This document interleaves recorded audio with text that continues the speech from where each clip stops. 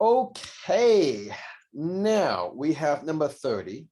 And number 30, it's a very interesting question, just like number 28.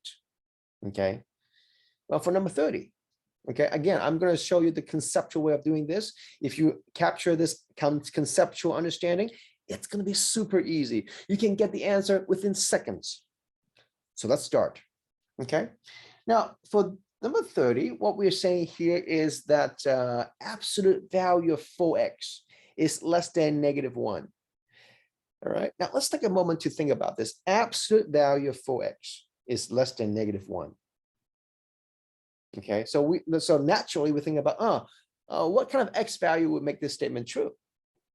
But then if you dive a little bit deeper, you think about, wait, hold on.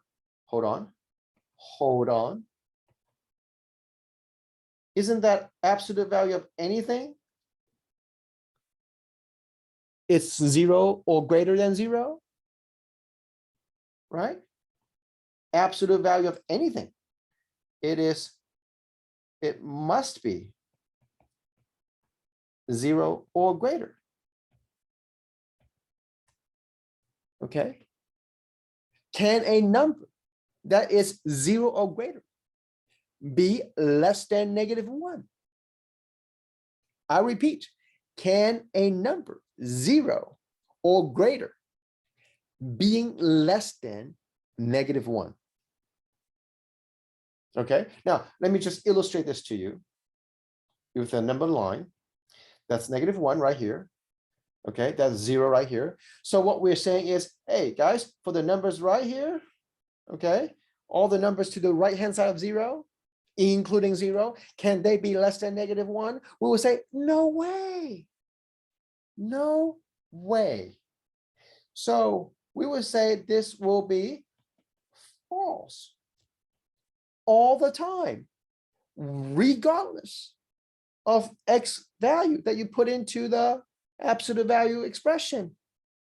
It would never be true. It would always be false because the left-hand side is always going to be 0 or greater, and it cannot be less than -1. And since no x value could make this statement true, what is our solution? It's very simple.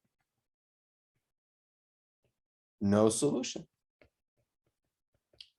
Because we just cannot find an x value that would make this inequality true. Not possible. Okay, so please have a good understanding of what absolute value function is, or absolute value expression is. It is always going to be 0 or greater. Okay, and there are always going to be something like this on the SAT, of course on this test too, that will test you this kind of understanding. If you go with the, very procedural, mechanic kind of working, you will end up wasting a lot of time. But if you show your true understanding, if you really master the understanding of absolute value expression, you can get this answer within seconds because you understand what it means. Okay, so I hope you understand what it means. Okay, now if you want to say, oh, can I do this in a more procedural way? Sure. Let me go ahead and say, all right, so absolute value of 4x is less than -1. So like before, we will set it into an equation first, and then we'll explore our two possibilities to find our critical numbers. We say 4x is equal to -1 and 4x is equal to negative of -1. And we say x is equal to -1/4 and 4x is equal to 1. So x is equal to 1/4. And we say, all right, let's go ahead and draw a number line and start our testing. And I will just guarantee you that it's going to be a huge waste of time, because if you understand the conceptual meaning, we're done by now. So we say, all right, go ahead, test some numbers. Okay, let's go ahead, test the number 2. Put a 2 into the original equation, original inequality. We say, all right, 4 times 2, absolute value less than -1. Well, that's 8. 8 is less than -1. That is definitely false. Not good. This interval, not good. has another number, let's say 0.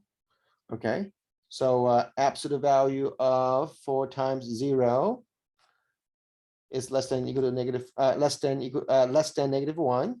Absolute value of 0 is less than negative 1. 0 is less than negative 1. This is also not true. It's false. No way.